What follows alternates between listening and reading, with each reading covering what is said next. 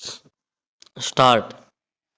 माननीय सदस्यगण, हाल में उत्तर प्रदेश के राज्यपाल ने हिंदी के विकास के बारे में जो विचार प्रकट किए हैं वे अज्ञान के सूचक नहीं, एक धारणा के सूचक हैं। जो हमारा अनुमान है, राज्यपाल महोदय तक सीमित नहीं है, बल्कि कांग्रेस के अधिसंख्यक नेताओं की धारणा है। बहुत से इसे स्पष्ट शब्दों में प्रकट नहीं करते, तो इसलिए नहीं कि वे पूर्वाग्रह से मुक्त हैं, बल्कि इसलिए कि इससे राष्ट्रभाषा संबंधी एक व्यापक पाखंड की सुविधाजनक ओट उन्हें मिल जाती है। पहला, राज्यपाल महोदय ने इस बात पर जोर दिया कि हिंदी का विकास अखिल भारतीय दृष्टि से ही होना चाहिए। सुनने में बात बड़ी अच्छी लगती है। यह बात और भी अच्छी है कि भाषा का विकास अखिल मानव जाति के कल्याण की दृष्टि से ही होना चाहिए। लेकिन जो लोग इस ढंग की बातें करते हैं, वे न भाषा विकास के नियम समझते हैं, न किसी भाषा के विकास में कोई योग देते हैं।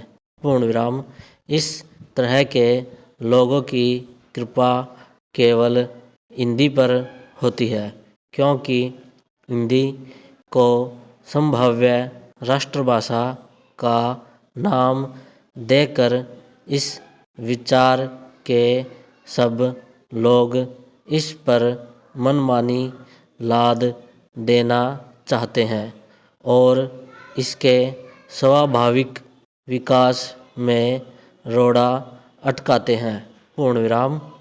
पहला, हम अखिल भारतीय दृष्टि से विरोधी नहीं है, बल्कि हमने सदा प्रादेशिक, सांप्रदायिक या किसी तरह की भी संकुचित मनोवृत्ति के विरुद्ध राष्ट्रीय दृष्टि और चिंतन का समर्थन किया है।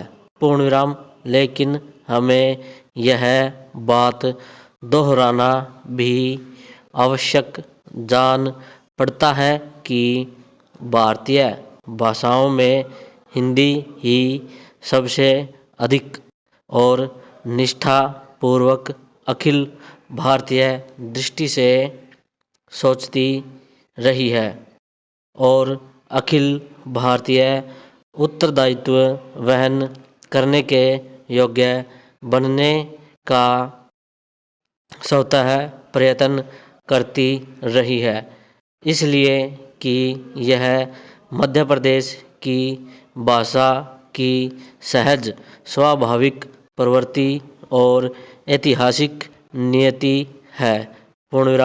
केंद्रीय सरकार राज्य सरकारों को राज्य की भाषा के विकास के लिए अनुदान देते हुए यह आशा या मांग करे कि राज्य अपनी भाषा विकास में योग देते हुए एक व्यापक दृष्टि को पनपाने का प्रयत्न करे, तो यह आशा या मांग सही होगी।